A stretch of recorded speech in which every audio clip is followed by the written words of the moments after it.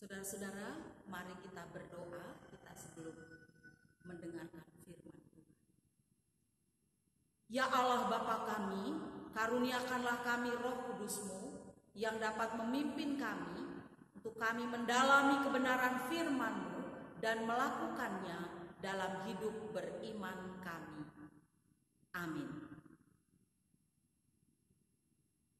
Mari Bapak Ibu Saudara, kita bersama-sama berdiri, kita akan mendengarkan firman Tuhan yang dibacakan dari Alkitab.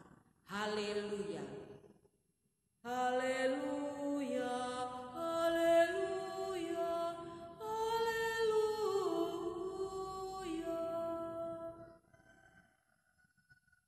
Bacaan Alkitab kita hari ini dari Keluaran pasal 7. Keluaran pasal 7 ayatnya yang ke-7 sampai dengan ayat 13. Keluaran 7 ayat 7 sampai dengan ayat 13 yang menyatakan, adapun Musa 80 tahun umurnya dan Harun 83 tahun ketika mereka berbicara kepada Fir'aun. Dan Tuhan berfirman kepada Musa dan Harun, apabila Fir'aun berkata kepada kamu, tunjukkanlah suatu mujizat, maka haruslah kau katakan kepada Harun, ambillah tongkatmu dan lemparkanlah itu di depan Harun, maka tongkat itu akan menjadi ular. Musa dan Harun pergi menghadap Fir'aun, lalu mereka berbuat seperti yang diperintahkan Tuhan. Harun melemparkan tongkatnya di depan Fir'aun dan para pegawainya, maka tongkat itu menjadi ular. Kemudian Fir'aun pun memanggil orang-orang berilmu dan ahli-ahli sihir, dan mereka pun, ahli-ahli Mesir itu, membuat yang demikian juga dengan ilmu mantra mereka. Masing-masing mereka melemparkan tongkatnya, dan tongkat-tongkat itu menjadi ular, tetapi tongkat Harun menelan tongkat-tongkat mereka. Tetapi hati Fir'aun berkeras, sehingga tidak mau mendengarkan mereka keduanya, seperti yang telah difirmankan Tuhan. Demikianlah pembacaan Alkitab. Hendaklah firman Tuhan dengan segala kekayaannya di antara kamu, dan ucaplah syukur pada Allah. Kepadamu puji-pujian, mada syukur dan segala kemuliaan, ya Bapa, Putra, Roh Kudus, sampai kekal abadi. Silakan duduk.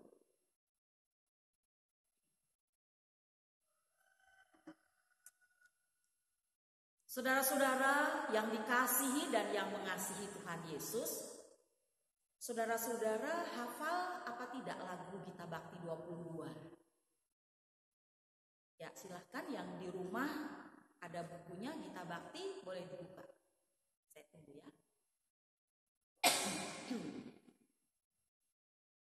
Gita Bakti 22. Sudah? Coba dinyanyikan. Ada bapak, ibu, anak-anak, mungkin ada opung juga. Ada oma, opa, silahkan dinyanyiin Gita Bakti 22. Oke, kita sama-sama saja ya menyanyikannya ya. Besar dan ajaib segala karyamu, Allah yang maha kuasa, adil dan benar segala jalanmu, Raja segala bangsa. Siapa tak takut Tuhan, tak mengagungkan namamu, sebab hanya Kau yang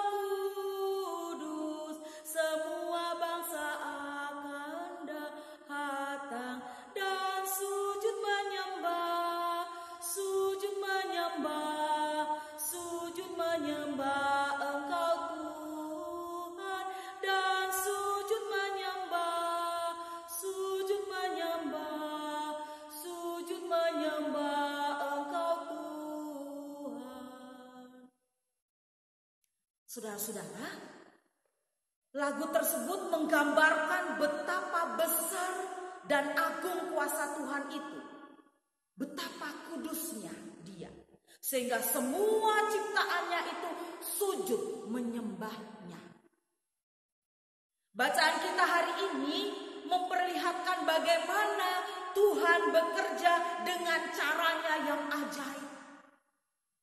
Melampaui manusia dan keadaan. Sebagaimana diketahui, Israel berada dalam penindasan dan eksploitasi oleh Mesir. Mereka mengeluh, mereka berteriak minta tolong. Dan Tuhan tahu kondisi mereka dan Tuhan mendengar seruan mereka atau seruan umatnya.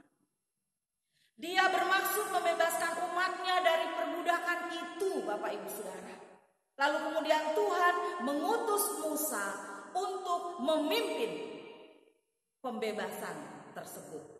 Dan Harun, abangnya Musa atau kakaknya Musa juga diutus Tuhan untuk menopang pekerjaan Musa. Namun tugas yang dipercayakan kepada Musa ini bukan pekerjaan yang ringan. Atau bukan pekerjaan yang gampang. Untuk itu dia akan berhadapan dengan Fir'aun yang sewenang-wenang. Apalagi di sini Musa mempunyai masa lalu yang buruk ketika dia membunuh seorang Mesir yang menganiaya orang Israel. Selain itu, Musa juga punya kelemahan. Apa itu? Dia tak pandai bicara, peta lidah. Padahal untuk tugas yang berat seperti itu dibutuhkan orang-orang yang fasih dan pandai berbicara sehingga dapat meyakinkan orang dengan kata-katanya itu. Intinya bahwa tugas yang besar dan mulia itu adalah tugas yang memiliki tantangan yang ada di depannya. Seperti misalnya tantangan dari luar atau tantangan eksternal.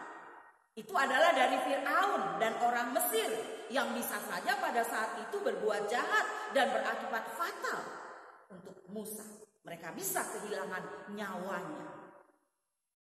Tetapi juga ada tantangan dari dalam, tantangan internal, yaitu kelemahan Musa sebagai seorang manusia.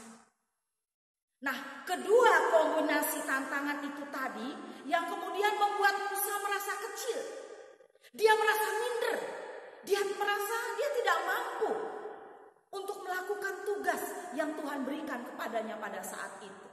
Bahkan tugas itu begitu besar baginya. Itulah sebabnya Musa menolak tawaran Tuhan. Karena dia merasa dirinya tidak pantas. Dan dia tidak berani melakukan tugas yang mulia itu.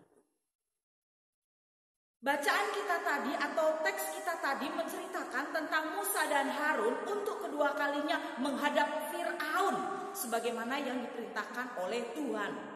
Tujuan kedatangan Musa dan Harun sekali lagi untuk meminta kepada Fir'aun agar dia mau membiarkan bangsa Israel itu pergi meninggalkan Mesir. Dan pada pertemuan yang kedua ini Musa dan Harun tidak datang dengan tangan yang kosong. Tetapi Tuhan juga membekali mereka dengan tongkat. Tongkat yang dapat berubah menjadi ular. Sebagai alat mujizat untuk memperlihatkan betapa berkuasanya Tuhan itu. Tuhan punya kuasa yang ajaib dan dahsyat. Saudara-saudara, penugasan Musa dan Harun ini dilakukan saat Musa usianya 80 tahun. Sedangkan Harun berumur 83 tahun. Itu ada di dalam ayatnya yang ke-7. Bapak Ibu Saudara. Musa dan Harun pada saat itu mungkin dipandang sebelah mata. Namun ternyata dia dipakai atau digunakan Tuhan sebagai alat di tangannya untuk membebaskan Israel dari cengkeraman bangsa yang besar dan kuat itu. Tuhan juga bekerja melalui cara yang ajaib, yaitu melalui tongkat yang dapat berubah menjadi ular. Dan di sini Fir'aun dia tidak mau kalah. Ya, kenapa? Di situ Fir'aun memanggil tukang-tukang sihir, orang berilmu untuk melakukan perlawanan. Masing-masing mereka pada saat itu melemparkan tongkatnya. Dan tongkat-tongkat itu benar berubah menjadi ular. Tetapi tongkat Harun menelan tongkat-tongkat mereka. Dan Fir'aun melihat. Dia melihat dengan mata kepalanya sendiri pada saat itu apa yang terjadi. Dia melihat peristiwa ajaib yang benar-benar dia lihat. Bukan dari orang lain berita itu. Tetapi justru dia tetap memilih untuk menutup mata hatinya dari penyertaan Tuhan. Oleh sebab itu, dia tetap berkeras hati dan melawan bangsa Israel untuk pergi meninggalkan Mesir. Di sini Musa dan Harun lagi-lagi menghadapi tantangan. Tetapi Tuhan telah mempersiapkan mereka untuk menghadapi segala tantangan apapun yang terjadi. Maka dengan segala tantangan yang terjadi, tidaklah membuat mereka menjadi surut dan kecil hati. Mereka tahu bahwa ada Tuhan yang telah menetapkan rancangan pembebasan bagi umatnya itu. Dan pasti Tuhan akan mewujud nyatakannya. Saudara-saudara, dari bacaan kita tadi ada beberapa hal yang dapat kita renungkan. Ada beberapa hal yang bisa kita aplikasikan dalam kehidupan kita sehari-hari. Yang pertama, bahwa panggilan dan pengutusan Tuhan itu tidak melihat dan memandang keterbatasan manusia. Apakah itu dari segi usia, dari segi status sosial atau ekonominya, dari pendidikannya atau dari hal yang lain. Tuhan bekerja dengan cara ajaib atas Musa dan Harun di usianya yang sudah tidak muda lagi. Dan umumnya ya bagi banyak orang usia lanjut itu bermakna negatif, saudara. Karena tua berarti orang katakan sudah uzur, gitu ya, sakit-sakitan, pendengarannya kurang, ya, penglihatannya matanya sudah mulai kabur, daya ingatnya sudah mulai menurun, berpikir juga menurun, kemudian kurang tidur, tidak produktif, dan lain sebagainya. Banyak orang menyangkali keberadaannya yang sudah lanjut usia, misalnya kosmetik, ya. Kosmetik yang paling mahal pun dia tidak bisa menyembunyikan kerut-kerut di wajah ataupun juga noda-noda ketuaan di kulit kita. Dan kenyataannya ya tetap kita berada di usia kita yang tua dan kita akan kelihatan tua karena memang kita sudah tua. Siapapun tidak dapat menahan proses penuaan, saudara-saudara. Banyak kebudayaan yang nampaknya lebih menghargai orang-orang muda kalau kita lihat ketimbang mereka yang sudah berusia lanjut. Tetapi bagi orang percaya kepada Tuhan, tidak perlu kita merasa lemah. Tidak perlu bahwa kita merasa tidak berguna lagi ketika kita sudah menjadi tua. Semakin tua, seharusnya kita semakin kokoh. Kita semakin kuat iman kita di dalam Tuhan Yesus Kristus. Mestinya kita bisa berkata seperti Rasul Paulus, meskipun manusia lahiriah kami semakin merosot, namun manusia batiniah kami dibaharui dari hari ke hari. Paulus sadar, saudara-saudara, dia sadar kelemahannya itu sebagai seorang manusia. Meskipun tubuhnya semakin lemah karena usianya, tetapi rohnya atau kehidupan rohaninya semakin kuat. Itu berarti Bapak Ibu Saudara yang dikasihi Allah dalam Tuhan kita Yesus Kristus, meskipun kita usia semakin kuat, semakin tua maksud saya, semakin bertambah, semakin banyak, secara fisik juga sudah tua, tetapi kita harus tetap semangat. Kita harus lebih menjadi bersemangat dan secara rohani kita semakin dewasa. Jadi bapak-bapak, ibu-ibu yang di rumah, ya, yang sedang menyaksikan video ini, khotbah ini, kita nggak perlu minder. Kita nggak perlu merasa saya sudah tua, nggak berguna, nggak ada apa-apanya, jangan. Tetapi bagaimana di tengah usia kita yang sudah lanjut ini, kita masih tetap berkarya. Kita masih bisa tetap melayani Tuhan. Kita masih tetap bisa memberikan yang terbaik untuk Tuhan di sisa usia kita. Di berbagai acara ya, usia lanjut itu, atau kalau di GPIB pelekat PKLU ya, semangat. Setiap ibadah, kegiatan-kegiatan, semangat luar biasa PKLU itu. Selain itu juga memuji nama Tuhan, ikut ambil bagian dalam paduan suara, semangat yang menyala-nyala. Benar seperti itu. Meskipun usia kita sudah renta, sudah banyak umur kita, tetapi semangat untuk melayani Tuhan itu harus tetap menyala-nyala. Kemudian yang kedua, melalui bacaan kita ini kita diajak untuk melihat betapa besar karya Tuhan. Mujizat Tuhan pasti terjadi. Banyak mujizat Tuhan yang terjadi di tengah-tengah kehidupan kita yang kita rasakan. Dan itu tidak hanya terbatas pada hal-hal yang besar, hal-hal yang spektakuler. Adalah berkat besar jika Bapak Ibu Saudara masih bisa bernapas. Saat situasi seperti ini kita semua ada dalam rasa was-was yang mencekam, rasa ketakutan, dan lain sebagainya. Kita berdoa, dan berdoa. Tapi ketika malam tiba, kita berdoa, kita tidur. Kita tidak tahu apa yang terjadi. Tapi begitu besok pagi, kita bisa lagi membuka mata kita. Kita bisa merasakan teriknya matahari. Kita bisa mendengar kicauan burung. Kita bisa merasakan semua itu. Kita bernapas lega. Kita bilang sama Tuhan, puji Tuhan. Hari ini Tuhan memberkati saya. Puji Tuhan, jika saya masih bisa bernapas tanpa menggunakan tabung oksigen, sehingga saya masih bisa dan akan beraktivitas hari ini. Adalah berkat yang besar jika kita juga masih bisa melihat anak-anak kita bertumbuh dengan sehat. Meskipun saat ini belajar dari rumah, yang bekerja dari rumah, yang kuliah bekerja juga dari rumah secara online. Kita bisa melihat pertumbuhan anak-anak kita.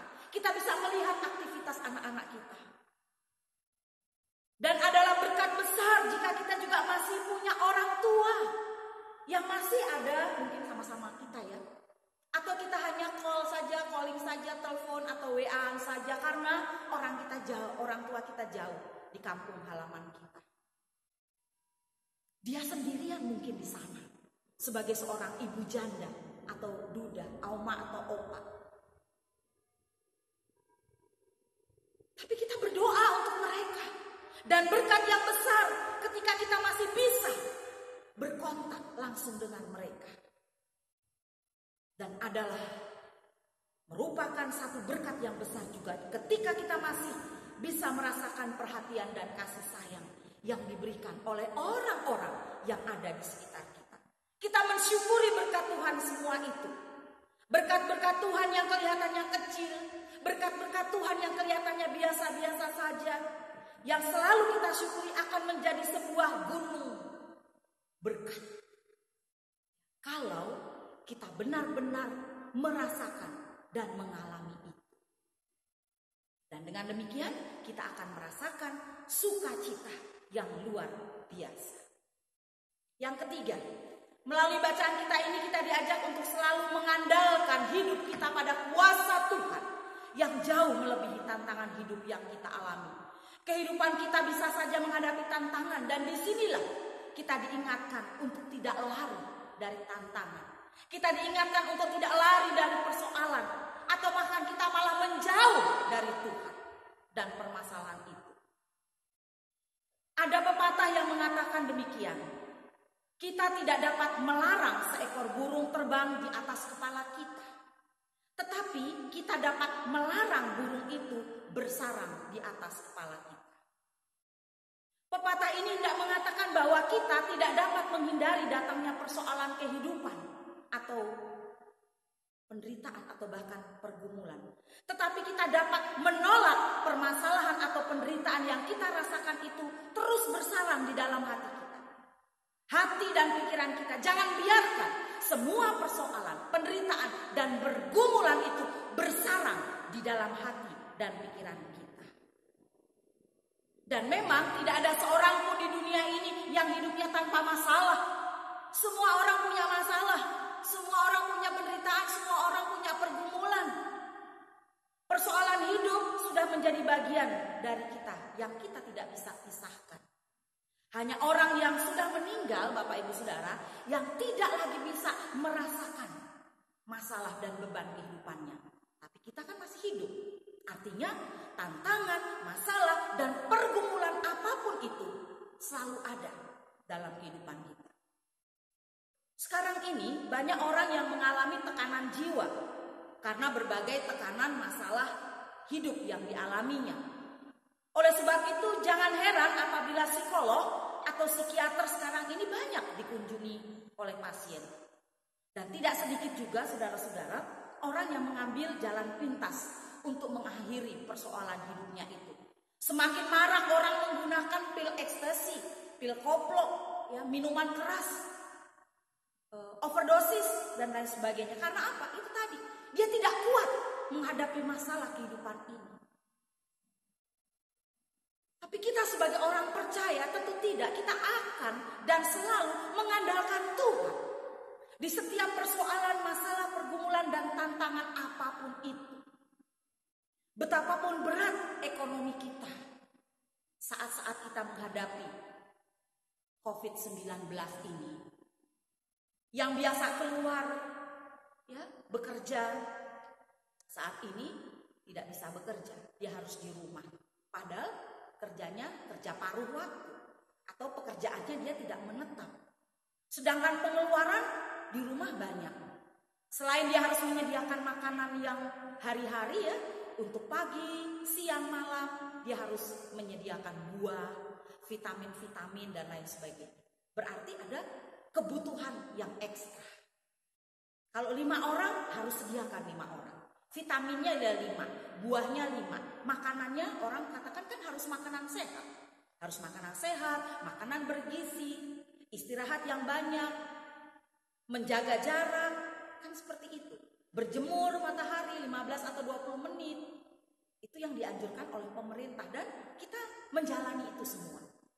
Nah bagi mereka, saudara-saudara yang biasa bekerja, saya katakan tadi paruh waktu atau kerjanya tidak menetap, sementara ini tidak bisa lagi.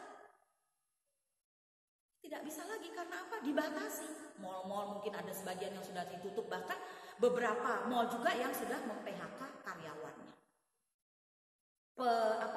Pegawai toko misalnya sementara dirumahkan. Pegawai pabrik sementara dirumahkan. Sopir online misalnya sementara mungkin ada yang bekerja tapi nggak full. Pendapatan biasanya full misalnya ya. Pendapatan misalnya 1 bulan 500.000. Ini 200.000 aja ya sudah puji Tuhan, udah syukur banget. Seperti itu. Atau masalah-masalah yang lain yang kita alami. Setiap orang punya masalah, punya pergumulan yang berbeda-beda. Dan itu salib yang harus kita pikul. Tapi apakah ketika kita mengalami semua ini, seperti yang tadi di awal saya katakan, kita lari jauh dari Tuhan, lari menghindari persoalan itu? Kan tidak. Justru kita semakin mendekat kepada Tuhan. Berharap kepada Tuhan. Berdoa terus kepada Tuhan. Saya yakin dan percaya. Tuhan tidak tinggal diam. Dia akan ikut dan campur tangan di setiap masalah dan pergumulan kita. Orang lain juga punya masalah dan penderitaannya sendiri-sendiri, Bapak Ibu Saudara. Yang pada akhirnya kita juga akan berani, ya, sebagai orang beriman, kita berani mengatakan kepada Tuhan untuk selalu bersyukur apapun, situasi apapun yang kita hadapi. Karena pemazmur pun juga bilang begini, mengapa engkau tertekan, hai jiwaku, dan gelisah di dalam diriku? Berharaplah pada Allah, sebab aku lagi akan bersyukur kepadanya, penolongku dan Allah. Artinya hanya ada satu pengharapan kita yang abadi, kekal untuk selama-lamanya, yaitu Tuhan kita, Yesus Kristus. Saudara-saudara, untuk refleksi kita masing-masing, 3 hal ini, baiklah kita bersama-sama merefleksi dan kita merenungkannya. 1, kita mau senantiasa mengandalkan Tuhan dan berharap kepada Tuhan. Dan yang kedua, kita juga selalu menyadari bahwa panggilan dan pengutusan kita kepada Tuhan tidak ditentukan oleh batas usia ataupun juga dari sosial, ekonomi kita atau apapun, tidak. Tetapi Tuhan memanggil siapapun sesuai dengan kehendak Tuhan. Dan juga yang kedua, kita harus melihat bahwa berkat Tuhan yang luar biasa dalam hidup kita itu selalu kita rasakan dari hari ke hari. Oleh sebab itu kita diajak untuk selalu bersyukur dan mengucap syukur. Amin. Saat teduh.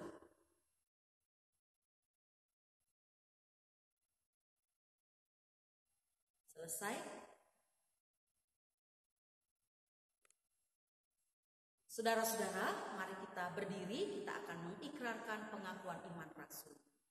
Aku percaya kepada Allah Bapa yang Maha Kuasa, Halik langit dan bumi, dan kepada Yesus Kristus anaknya yang tunggal, Tuhan kita, yang dikandung daripada Roh Kudus, lahir dari anak darah Maria, yang menderita di bawah pemerintahan Pontius Pilatus, disalibkan, mati dan dikuburkan, turun ke dalam kerajaan maut.